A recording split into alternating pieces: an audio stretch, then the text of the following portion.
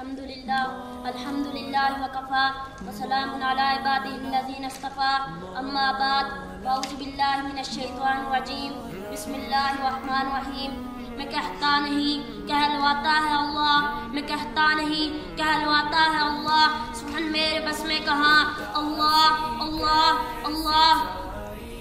کی محمد سے وفا تو نے تو ہم تیرے ہیں یہ جہاں چیز ہے کیا لوح و قلم تیرے ہیں آج کا ہمارا موضوع ہے عشق رسول کیسے پیدا ہو سکتا ہے آج دیکھا جائے ہمیں ماں باپ سے تو محبت ہے بیوی بچوں سے تو محبت ہے گھر سے تو محبت ہے موبائل سے تو محبت ہے لیکن نبی صلی اللہ علیہ وسلم سے محبت نہیں ہے اس کی کیا وجہ ہے ہمارے دل میں دنیا کی محبت ہے دنیا نے انسان کو دھوکے میں ڈال رکھا ہے اللہ سے بلا رکھا ہے اس دور میں خوش نصیب ہے وہ اکبر جس نے قرآن مجید کو کھلا رکھا ہے النبی اولا بالمؤمنین من انفسہم نبی صلی اللہ علیہ وسلم کا محمد پر ان کی جان سے بھی زیادہ حق ہے اسی لیے ہر مومن کو چاہیے گھر سے زیادہ ماں باپ سے زیادہ بیوی بچوں سے زیادہ ماں باپ سے زیادہ نبی صلی اللہ علیہ وسلم سے محبت ہونی چاہیے محبت کو کہتے ہیں لیکن وہ محبت نہیں جس میں شدت نہیں نبی صلی اللہ علیہ وسلم کی محبت دل میں تب آئے گی جب ان کے عاشقوں کے واقعات کو پڑھیں گے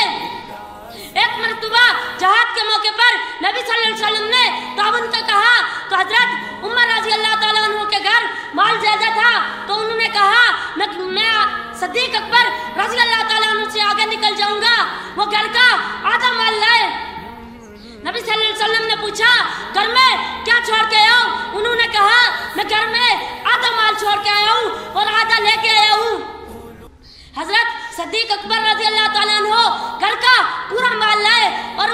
حضرت محمد صلی اللہ علیہ وسلم نے پوچھا گھر میں کیا چھوڑ کے آئے ہو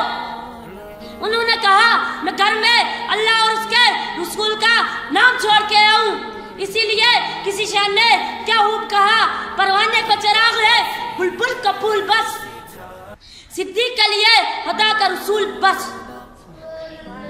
اب جس کے جی میں آئے وہی پائی روشنی ہم نے تو دل جلا کے سر عام رکھ دیا کچھ بھی نہ کہا کچھ کہہ بھی گئے کچھ کہتے کہتے راہ بھی گئے فقیران آئے صدا کر چلے نیتوں مشرا